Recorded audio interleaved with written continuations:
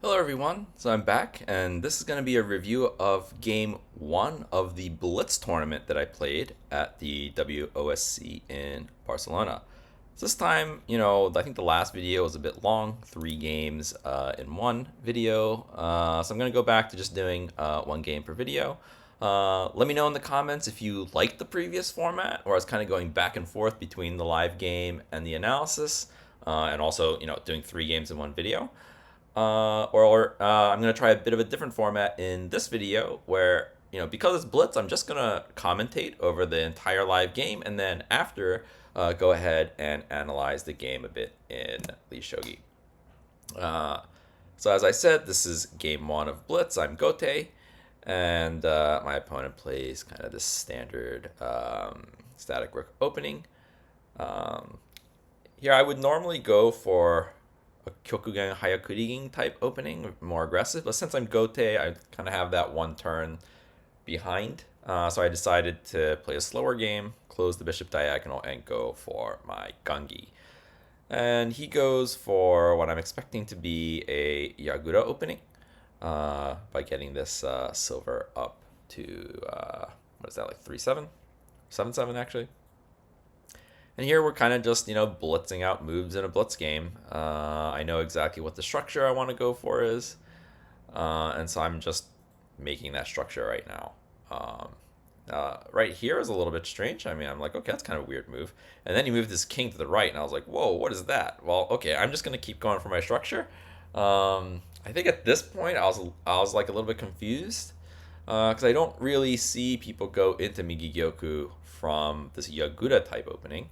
But what I was thinking was it feels very similar to a double Gangi game where my opponent also goes for Gangi and then goes for Migigyoku. It's a similar feel to the structure. So what I was thinking was, okay, let me just kind of play this out the way I would play a double Gangi opener where they go into Migigyoku from Gangi. And so generally my plan in these positions is to get my bishop on 5-3 and kind of scope the left side of the board as well as the right side of the board. Play kind of double both diagonals. Now in doing so, obviously I'm kind of giving up this pawn exchange, but it's on his king side, right? So it kind of opens up his king as well. It's a little bit scary for him. And here I go ahead and put my king up so that I have the option to bring my rook around if I want. And now I'm like, okay, like this seems like a decent spot to start my attack. And so he lets me just take the pawn and he brings his bishop up. And this just lets me jump the knight for free. This is a bit of a challenging spot. If he runs the silver, I get the pawn exchange. So he decides to actually just give up the silver for the knight. And I end up in a very good position already. I'm like, hey, like this is pretty good. I'm doing all right. Obviously, this is the first game after the team tournament, so I was 0 for 3 in the team tournament. Spoiler if you haven't watched that video, but you can go check it out. It's already on the channel. And so I'm like, okay, like let's see if we can't convert a position for once, right? And he swung his rook back around and let me take his pawn here. And here I'm feeling like, okay, like I got a great position, but I couldn't figure out what to do. I could push my rook pawn, but then that basically ends up in a bishop trade, and his bishop is completely poo-poo. So I didn't want to do that. And, I don't know why, but I did. Okay, let me do a pawn sack and let me drop my silver here. Now he surprised me here. I thought my move wasn't very good, but then he just like sacked his rook, and I was like, oh no, he's forked my pieces. And so here I was trying to figure out. Okay, he gave up his rook. I want to drop my rook into his camp at some point, because if I can get my rook taking the lance on 1-9, that's a great shape for me, right? Then his king is in a lot of trouble. So how can I make that happen? And my idea here, which was like half right? So basically, dropping the rook onto his back rank, trying to take that lance, is the right idea.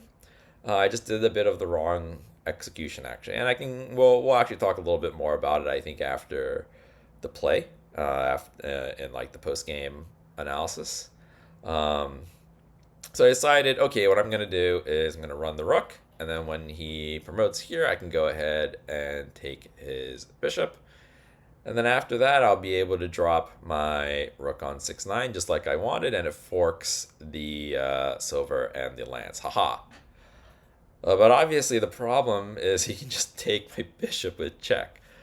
Um, so already it's like here I'm feeling kind of like, uh-oh, I've messed up the position somehow. But okay, it's blitz game. I'm a little bit behind, but let's just play fast and hope for a chance. So he goes ahead and drops his bishop all the way on the edge. And really, I only have one move. I have to block it. And then he goes ahead and drops this knight, which I wasn't quite expecting. I didn't quite see this knight drop. What I was thinking was, oh, he has a knight and he can jump it, but then my rook can take it, so I should be okay. I just didn't think about the drop. I don't know why. A little bit of a blind spot there. So here, obviously, I have to run. I can't take it. It's pinned by the bishop. And I'm trying to figure out, okay, where do I run? Right, because I have 4 options. And I didn't like running to 4-2, because then when the bishop takes the pawn, it comes with check.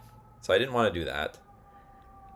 But running to, like, 6-3 is, like, I think that's just gonna, it might even be a mate or something, right? Starting with like a gold drop somewhere. So that just looked way too dangerous to go to the right. And I'm like, okay, I kind of need to stay close to the rest of my pieces, but I don't want to go to 4-2, so I'm going to go to 5-2. It was like the basic line of thinking here. And my idea was, hey, like he's going to take with the bishop. He's going to take this pawn with the bishop, because otherwise I'm just going to be able to take his knight. Well, actually, I probably can't do that. It's probably mate anyway. But my thinking was he's going to take this pawn with the bishop. And in that case, it's not check, so I'm going to be able to take the lance. That was my thinking. But I got here, and I was looking at it, and I was like, wait a minute. Isn't this a threat, mate? What happens if he just promotes his knight? Yeah. That's just mate. And so I was like, oh no. I can't take the lance. And really, all of this time, I'm just thinking, how do I take that lance? How do I get my rook in that corner? But yeah, here I'm glad I at least stopped to think about it and kind of saw, oh, wait a minute, this looks a little bit dangerous. Instead of just taking the lance kind of instinctively. Wait, here I'm just trying to figure out, like, ooh, like, how do I stop this threat? So if I drop, like, a silver on 6-2, he can just drop his silver on 6-2. And it doesn't stop anything. And so I'm actually pretty proud of this move. It's the top engine move, actually. And I spent a lot of time on it, obviously. And in a blitz game with no increment, that hurts to be down 3 minutes on the clock. But I found the best move. And actually, if you put this position into the engine, we'll analyze it later, obviously. The engine thinks this is like +3, which is almost even. You're like, I'm definitely behind. I'm definitely losing might be a strong word. My opponent has the lead, but it's not that big of a lead, actually, if you find this one move. Every other move is completely losing. But being able to move this king down and kind of like retreat to the cover of my gold ends up being the right decision. Because here, now he actually can't promote his knight because it doesn't come with check, and then my rook can actually just take his bishop. So it kind of like pins his knight in place. And if he can't promote the knight, he doesn't really have an attack. And so it's looking like, okay, like I wasn't actually sure what he was going to do here. I thought probably the most likely thing is that he's going to prevent me from taking that lance on 1-9, right? Because let's say he drops a silver on 4-9. Okay, I can take the other lance maybe, but now he can promote his knight, and it's a gigantic threat. And I really have not really much of an attack on the king at all. I mean, maybe there's like a silver drop on 2 6 or something. But he decides to drop this silver. So obviously this is a threat mate. If he drops the gold on the king's head, it's going to be a mate. I see that, so I decided to defend. This is actually the second best move in the position. There's actually a much better move. And it's actually quite a significant gap between the two moves. And it's actually very apparently like the theme of this position is really what the best move in this position was. And again, we'll take a look at that in the analysis. But yeah, now I've dropped my silver. I'm defending everything. And here, again, I was like, it doesn't feel great. My king feels like it's in danger, but I'm not actually sure what he's going to do. And he dropped this pawn, and I was like, this is slow. Like, the pawn promotion is nothing. It's not a check. Okay, it's threatening to take the silver, but taking the silver isn't even a threat mate, right? And so I'm like, all right, here we go. I got my move that I wanted. Now this is looking dicey for him. And in fact, the engine thinks this position is completely equal. Something like plus 0.0 or 0.8 or something. So yeah, this pawn drop was just too slow. Either he needed to find a faster attack, I don't actually think one exists, or he needed to defend and prevent this rook taking the lands. I think he was thinking I'm going to have to defend against this pawn drop somehow. But actually the move was to kind of bite the bullet and defend and prevent this rook takes 1-9 move. Because now it's really tricky, right? Like if he promotes the pawn, like he's almost just gonna get mated. And so he sees that. He doesn't promote this pawn, unfortunately. That's what I was kind of hoping for. Like, hey, go ahead, promote this pawn. Go ahead, promote this pawn. But he's too good of a player to just do that. And now all of a sudden, if you look at the clock, we're basically even. I dropped down. I had I was down by 3 minutes. But the time I spent on this king move down to 4-1 really paid off, because he really did not have a good continuation. I said that the engine evaluation says that it's an equal position, but actually after this pawn drop, it's not equal anymore. It's completely winning for me, but only if I find the right move. And looking at this back, it's slightly painful. Because the move is very obvious what the best move is here. But as I was trying to calculate the different variations, I got my move orders a little bit switched up. So obviously he dropped this pawn to be able to do this move exactly, which is to run the king. I thought running the king wasn't that big of a deal. Okay, he's going to run it there. I have a bishop drop. It must be some sort of attack, and I should be fine. But it turns out, actually, now it's back to a completely equal game. So this game was crazy. There were so many places where there's really only one move to maintain an advantage, or one move in order to maintain equality or balance in the game. And I think in a lot of those positions, neither of us played the best move. It was a really, really fun back and forth game. Now you can see time-wise, we're both really starting to run out of time. I'm back down to being half of his time again. And so yeah, when you don't know what to do, tataki no fu, so I just kind of drop the pawn. Hope for the best. So here it looks okay, kind of reasonable. Like I'm threatening maybe some like dragon over to, what would that be, like 6-9, or even like horseback into 6-9. But his king actually has a decent amount of space, and this pawn promotion is now actually not terrible. Again, it turns out it's still like relatively even game here. But again, I only have one move to maintain that equality here. And that move, again, we'll look at it in the analysis, but I don't find it. And it's actually the same move that was from before. So there's just an idea that I quite wasn't understanding in this position. Now, I do think it's relatively counterintuitive what the right move is. You can try and think about it before we get to the analysis in about a minute here.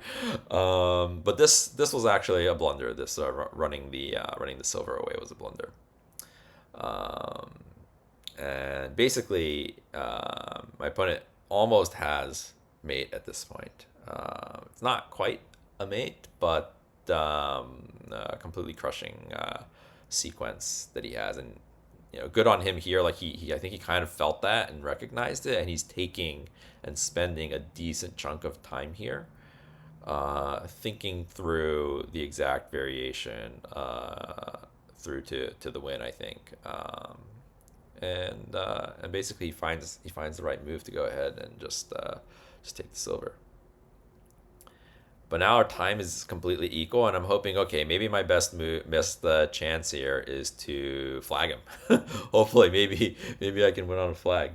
But he played the silver move, so I was like, oh no, I don't know what to do. And so I actually started losing time. I just couldn't find a good move. This is not a good move either. It kind of just completely shuts out any chances I have, and I'm down kind of 10 seconds on the clock. But now his king can just run all the way back to the left side of the board, and I don't have enough pieces to trap him. I'm trying to defend here, doing whatever I can to defend. Yeah, just like massive time scramble. I actually think he might have misplaced the pieces that got displaced, but I mean, okay, like who cares, right? Like it had no impact on the game. So that's the beginning of game 2. And so yeah, first game of the Blitz, I lost. But I actually didn't feel that bad about that game. I felt like I had one chance, especially like in game. I felt like I had this one chance to drop that bishop. I recognized that I needed to drop the bishop immediately as soon as he ran the king. But kind of following on some of those team game performances, I felt like, okay, like this wasn't that bad. It was really like, okay, I thought I blundered a little bit in the opening, but I got my one chance because I found this nice king move, and I kind of just messed up my calculation a little bit. I needed to drop the bishop instead of the lance. Now that's what I thought, but let's go to the engine and see what the engine thinks, because the engine actually doesn't agree with me at all, which is interesting. There are a couple places where I thought I was completely losing and I was actually winning. And a couple places where I thought I was doing okay and I wasn't, right? And so if you recall, I got this really nice move, pawn takes 7-6, after he brought his rook back into the game on 6-9, and he went ahead and retreated the bishop here. So here I think is the first decision point where I couldn't find the right move, and I ended up doing this like, okay, pawn promotion, sack, silver drop, but that's really not a great sequence here. And the engine sees a couple options. So one option it sees is bishop to 7-5, using the bishop along this diagonal, threatening the sack for the gold, I think, and then do some attack on this side, which is interesting. I didn't consider that at all. And the other moves, there are two other moves that the engine wants, where when I first looked at it, it made completely no sense to me. One is pawn to 2-4. I'm like, what is that move? I guess it's just, I don't know, like it doesn't want the knight. It doesn't want to exchange knights. It doesn't want to let the knight come out. I'm not actually 100% sure what pawn to 2-4 is about. Then the other move that it wants is pawn 1-4. Now this feels like a very, very counterintuitive move. And at first I had no idea what it was about. But I do know, in this Gangi structure against my opponent's Gangi, I know this was a Yagura, but I was kind of trying to model against what I know in the double Gangi situation when my opponent goes Migi-Gyoku. I know, I put my bishop here for a reason. I put my bishop here because it scopes 1-7, and he's already jumped his knight to 3-7. And so it's very common to do something like pawn push, pawn drop after this pawn sack. I didn't consider this in the game. I should have, obviously, right? Because this is one of the main ideas when I put my bishop here on 5-3. And now it's especially powerful. Not only is the knight on 3-7, so it can't defend 1-7, because of what happened on the right side of the board, the bishop is now blocking the rook from helping defend that side of the board. So yeah, I would have been really happy if I would have been able to find kind of this combination of pawn 1-4, probably something like pawn drop 1-7, and then after the land stakes, pawn push. That would have been a really nice combination to find in the game. But I didn't find that. But I do know it's kind of thematic in this structure where I have that bishop on 5-3. So now I know, okay, like we can look for that, even though it feels a little bit scary to push here from our side. So yeah, I did this really. I couldn't find the move, so I kind of just played some moves and hoped to see what happens. And he went ahead and sacked his rook.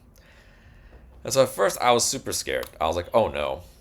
Oh no no no no no! How did I allow this fork? It's so thematic in the position. Anytime you like kind of try and do this, I think people call it like subway rook or chikatetsu bisha. This is a very common idea to fork the gold and the rook in this manner by sacking a piece on the 6-3. And I thought I was like completely losing, and maybe my one idea was, okay, run the rook. He's going to take on 6-3, and I'm going to go ahead and drop my rook on 6-9 and fork the pieces. Obviously, that didn't quite work out the way I wanted it to. But the engine actually evaluates this position as winning. Not winning, but Gote is actually ahead in this position. And it's because I can actually just play rook to 6-9 right now. I don't need to run the rook. I don't take the bishop quite yet. I just drop the rook immediately. And what this does, obviously it's threatening this move that we wanted the entire game. This is like my one idea, one hope and prayer in this game, that I get this move. I'm still actually slightly amazed that I got it in the game. But not only that, it now defends this gold, right? So if he takes the rook, maybe it's an unpromote so he can try and get back. I can do something like take the lance. If he decides to try and defend from the lance, now I also go ahead and get like, let's say he does something like this, I get the gold too. Hey, now we're in business. Because he had the knight that he just got, he had to drop it defensively, and there are some scary moves.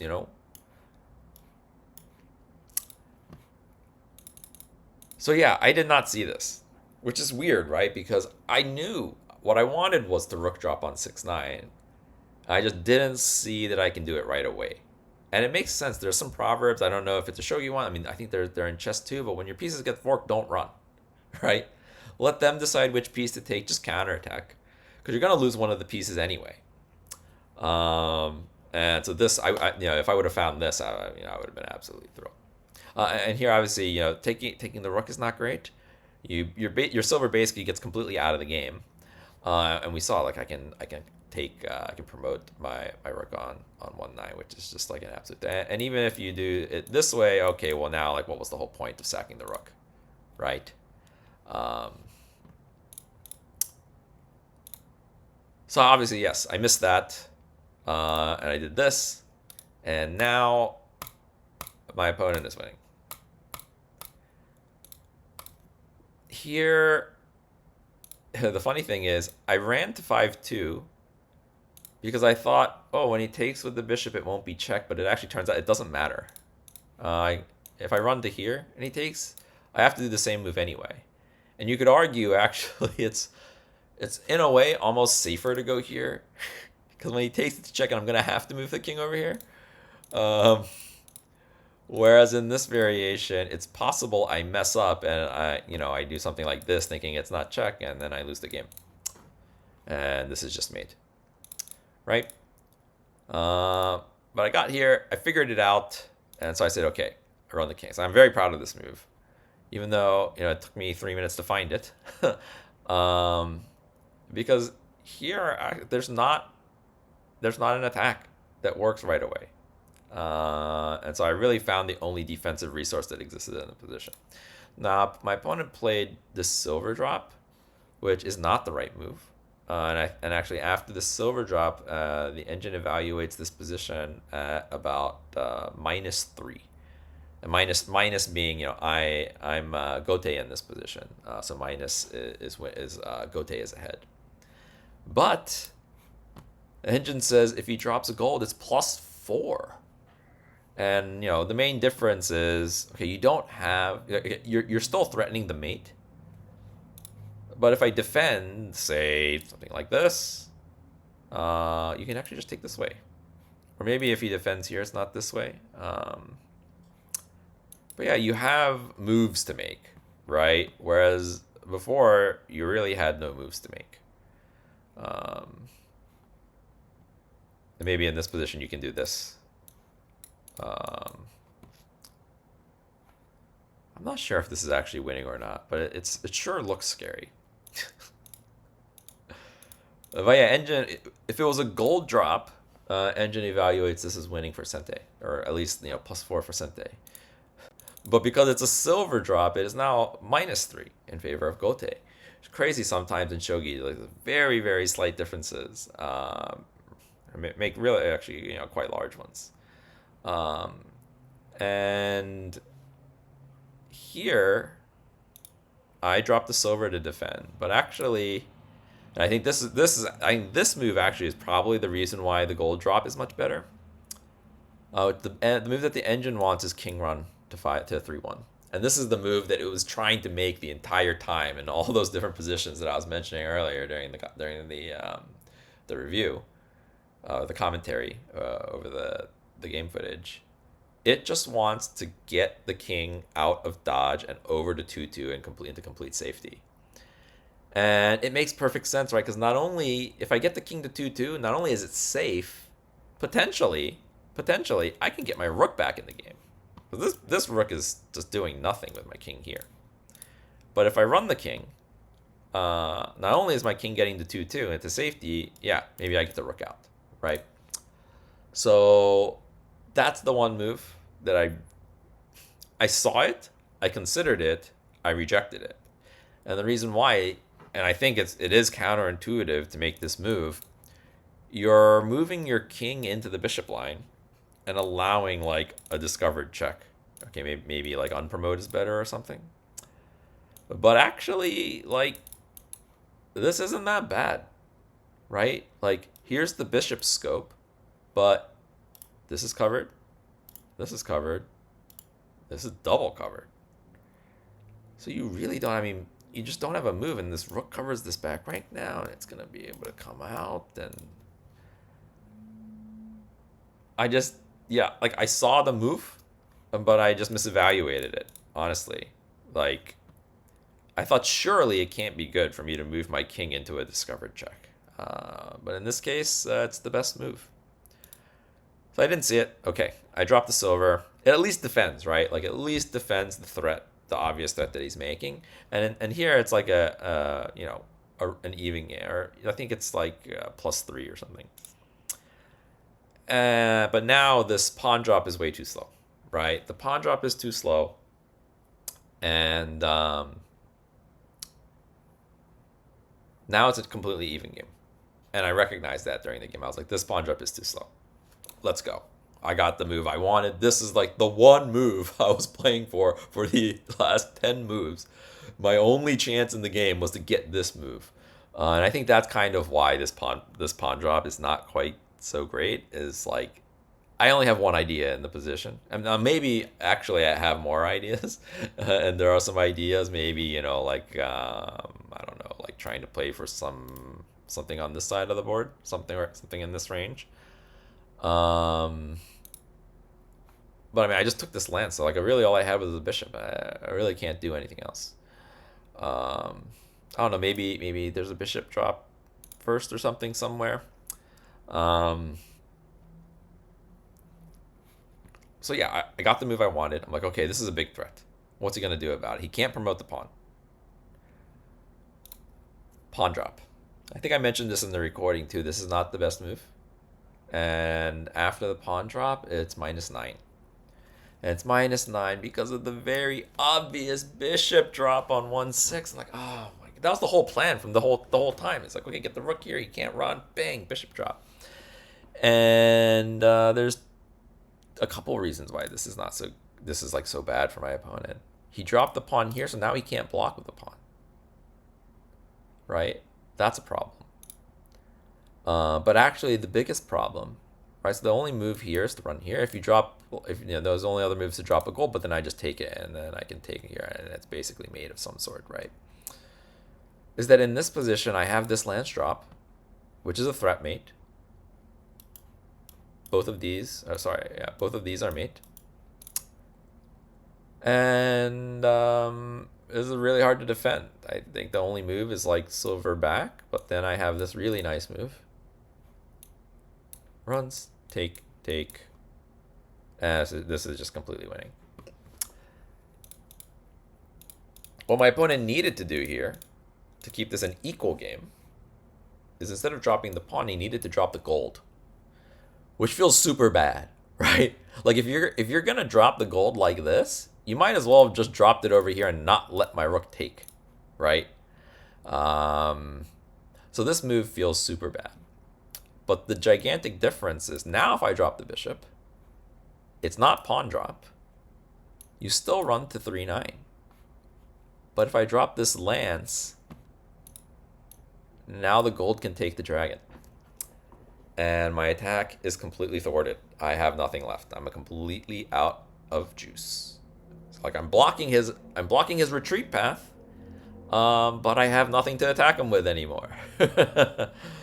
So yeah, that's a tough move to find, I think, especially in a blitz game, especially after you allowed, like you didn't drop your gold on 4-9, preventing the rook from taking 1-9. I don't think you're going to drop the gold to 2-9, right? Because you want to keep, and it's a very natural thought, I think, to want to keep the gold in hand for your attack. But yeah, so against this is a completely equal game. And I think what the engine wants is something like sack and do something cool.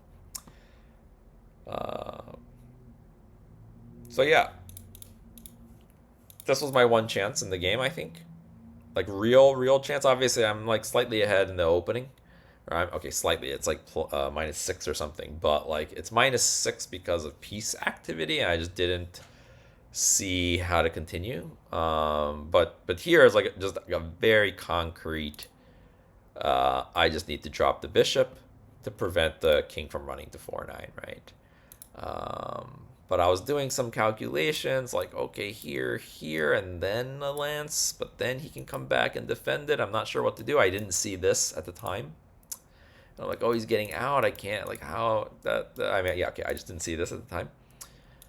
And so I thought here, okay, what if I just do the lance drop first? Right? Because this is also at that rate. And my puny brain just didn't see that he can run right away. So obviously he runs, yeah. And yeah, I think by this time we're really low on time and I'm really kind of just spamming moves. So here was my, okay, I could have kept the game going and made it complicated, which, again, it's the move that the engine wanted me to play before. It's just king to 3-1. Again, if he takes, king to 2-2. My rook's getting out. My king is completely safe. And now that my king is completely safe, I'm actually okay to do some slower attacks. Like, what if I just say, hey, whoops.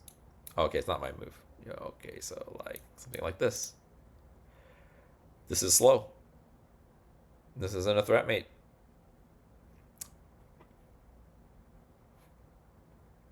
Maybe I just drop a pawn here. Okay, now your escape square is gone. Boom. Only move. This looks dangerous now. Threat mate.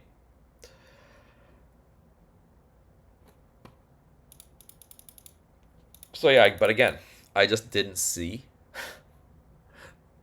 the idea to run my king into their bishop line and get it to 2-2. So really, the theme for this game on my side is really these like early king escapes, right? And there's some proverb somewhere about early king escapes being worth 8 moves or something. It's kind of a silly way to put it, but in this game, it felt like it, right? Like that first one was so good. If I don't do that, I'm completely lost. But since I found it, it made the game much more difficult. And here again, if I find this, the game is very complicated, and it's maybe not like exactly equal, but now it's double edged. Whereas what ended up happening in the game, I ran the silver up, but it just runs straight into this. And okay, yeah, like this was me just being desperate, not being able to see any moves with 20 seconds left. And he found the mate. A really nice play from my opponent here at the end of the game. So that was my first game of the Blitz. It's still a little bit sad. I started out my time in Barcelona 0 for 4, right? The three team games and then the first Blitz games. But I do turn it around. It's coming. The turnaround is coming. And so hopefully you'll stay tuned to the next few games where I'll actually win some games. I promise I win some games somewhere. So yeah, please let me know in the comments if you've watched some of the footage from my coverage of my team tournament games and you've made it to the end of this one, which format you like better. And also if you liked in the team tournament one me covering 3 games in a row. I think it's probably too long. That video ended up being like an hour. But I don't know. I'm trying some different things out, some different ideas with the live footage mixed in.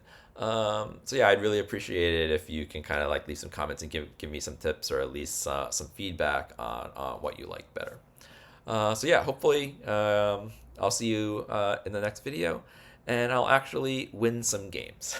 Thanks.